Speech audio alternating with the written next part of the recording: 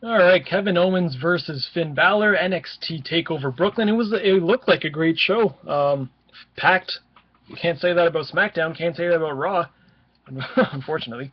But they put on a show, and I feel bad for those NXT Full Sail originals. They just like the ECW guys. They put that show on the map. Their energy and their just enthusiasm and their passion for NXT is what pretty much made them I guess what made the wrestler just push a little bit more to put in that extra effort and just so they can be in front of that crowd. And I think PWG is kind of the well, it's ECW which stems off to like different companies. You have the early TNA guys, and you got PWG, and now you have the NXT crowd. It's just the infamous, just passionate, diehard people. And now you see how much NXT's grown over the past maybe year, maybe 2 years, from being at Full Sail only to going on the road, doing house shows, to pay-per-views, and now 16,000 plus people selling out the Barclays Center.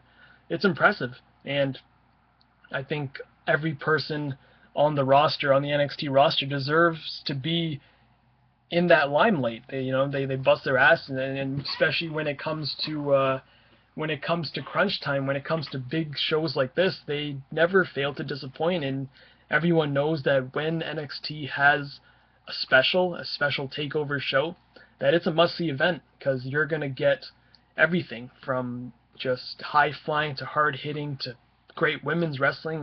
It's everything NXT is what Raw, SmackDown, and their pay-per-views are not. And that's the charm of NXT, and that's why people chant NXT, because it's definitely an alternative within the WWE. You don't have to go to TNA or Lucha Underground or AAA Wrestling or Japan. WWE's main competition is themselves for the first time. It's always SmackDown versus Raw, this for that, but now it's like Raw and SmackDown versus NXT. And I think there are a lot more people who are passionate about NXT than they are Raw and SmackDown.